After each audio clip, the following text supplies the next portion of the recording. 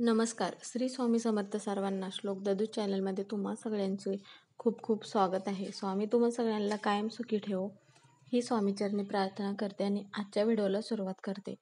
तर आजचा व्हिडिओ खास असा आहे की काय होतं, बऱ्याच वेळा बरेच जण खूप स्वामी सेवा करून किंवा पारायण करून पण त्यांची इच्छा असेल ती पूर्ण होत नाही. म्हणजे खास मुला-मुलींसाठी हा व्हिडिओ आहे. तर काय होतं, ज्यांचे लग्न झाले नाही त्यांनी त्या मुलांनी बऱ्याच लग्नासाठी मग पारायण वगैरे केले असतील किंवा अजून कोणत्या सेवा केल्या असतील, तर ही एक सेवा करून बघा. तुमचं लग्न जुळून येईल लवकरच. तर मग कोणती सेवा आहे ती आजच्या व्हिडिओमध्ये आपण बघणार आहोत. त्यामुळे व्हिडिओ शेवटपर्यंत नक्की बघा. तर मग तुम्हाला काय करायचं आहे किंवा ज्यांचं लग्न जुळत नाही त्यांनी स्वतःनी जरी ही सेवा केली तरी हरकत नाही. तुम्हाला काही पारायण वगैरे करायचे नाही किंवा उपवास वगैरे धरायची आवश्यकता नाही किंवा दररोज कुठेतरी जायचे हे पण नाही. फक्त तुम्ही 5 गुरुवार करा किंवा 7 गुरुवार करा. तुम्हाला जसं शक्य होईल तसं तुम्ही 5 करू शकता. पण जे पण करणार आहात ते संकल्प करून करा. म्हणजे कसं करायचं आहे तुम्हाला, तुमच्या घराच्या जवळपास मंदिर किंवा मठ असेल स्वामींचं किंवा श्री गुरुदेव दत्त यांचं, तर मग त्या मंदिरात किंवा मठात जायचं आहे. जाताना तुम्हाला एक खडीसाखर आणि एक नारळ न्यायचा आहे. तो नारळ आणि खडीसाखर घेऊन मग मंदिरात गेल्यानंतर पहिल्या गुरुवारी तुम्हाला संकल्प करायचा आहे. मंदिरात गेल्यानंतर हातात नारळ आणि खडीसाखर धरून आणि मग स्वामींना बोलायचं आहे की तुमच्या लग्न जुळून येण्यासाठी किंवा लग्नासाठी किंवा अजून कोणी इतर गोष्टींसाठी करत असेल तरी हरकत नाही. पण हा लग्नासाठी हा उपाय करून बघा. खूप चांगला उपाय आहे. तर लग्न जुळून येतीलच.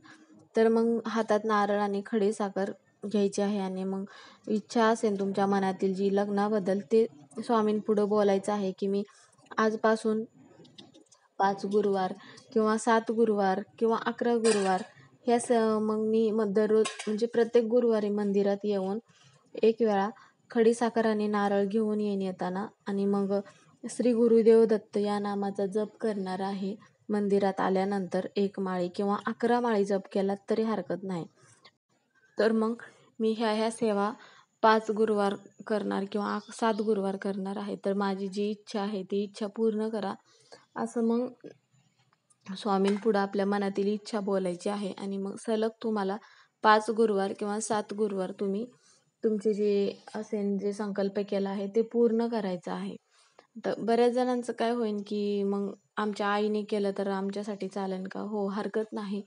मुलांचे लग्न जुळत नसतील तर आईने मुलासाठी केलं तरी हरकत नाही किंवा मुलींसाठी पण त्यांच्या आईने किंवा वडिलांनी केलं तरी हरकत नाही.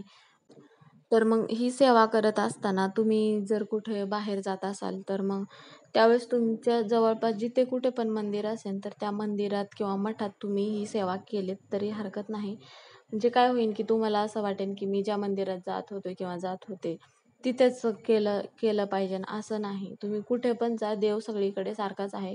पण तुम्ही जो संकल्प केलाय, जी मनात इच्छा आहे ती पूर्ण करून घ्यायची असेल तर पण कुठे पण गेल्यानंतर कोणत्या पण मंदिरात तुम्ही जी सेवा करणार आहे बोलला आहात ती सेवा मग 7 गुरुवार किंवा 5 गुरुवार किंवा 11 गुरुवार एवढ्या गुरुवारी तुम्ही ही सेवा पूर्ण करायची आहे.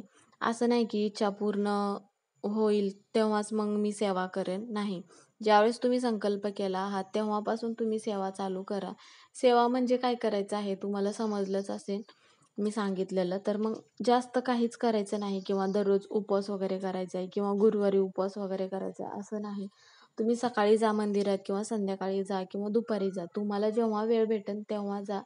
पण जाताना खडीसाखर आणि नारळ आवर्जून घेऊन जा आणि जे स्वामींपुढे संकल्प केलाय, जी सेवा करण्याची, यापेक्षा अजून जास्त जर म्हणजे तारक मंत्र म्हणा किंवा श्री स्वामी चरित्र सारामृत ही पोथी सोबत घेऊन तिथं वाचन करायला कोणाला जर वेळ असेल तर तसं पण तुम्ही सेवा करू शकता.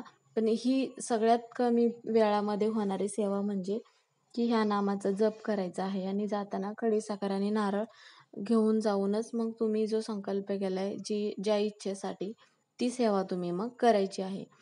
तर मग ही सेवा तुम्ही एकदा करून बघा. तुम्हाला चांगला अनुभव येईलच. कारण बऱ्याच जणांच्या पारायण करून किंवा अजून कोणत्या सेवा करून इच्छा पूर्ण झाल्या नाहीत. तर ही सेवा केल्यानंतर नक्की इच्छा पूर्ण होईल. तर मग इच्छा पूर्ण होण्यासाठी एकदा अनुभव घेतला पाहिजे. त्यामुळं मग एक एक वेळा तुम्ही ही स्वामींची ही सेवा करून बघा, तुम्हाला अनुभव येईलच. तर मग आजचा व्हिडिओ इथेच संपला. तर आजच्या व्हिडिओमधून एवढीच माहिती सांगायची होती. तर तुम्हाला व्हिडिओ जर आवडत असतील तर व्हिडिओला लाईक करा आणि जर अजून माहिती पाहिजे असेल नवीन व्हिडिओची तर चॅनलला मग सबस्क्राईब करा. तर अशाच एका पुन्हा एकदा नवीन व्हिडिओमध्ये परत भेटू. तोपर्यंत सर्वांना श्री स्वामी समर्थ. आणि ही जी सेवा आहे, ही जी संकल्प करून सेवा करणार आहात, तर ती सेवा एकदा तुम्ही नक्की करून बघा. तुमची जी पण इच्छा असेल ती नक्की पूर्ण होईल. जसा वर पाहिजे किंवा जशी वधू पाहिजे त्यासाठी. त्यामुळे जी सेवा करणार आहात ती मनापासून सेवा करा. पण जेव्हा वेळ भेटेल तेव्हा तुम्ही नक्की सेवा करा आणि हे संकल्प करून. तर आजचा व्हिडिओ इथेच संपला. पुन्हा भेटू. तोपर्यंत श्री स्वामी समर्थ.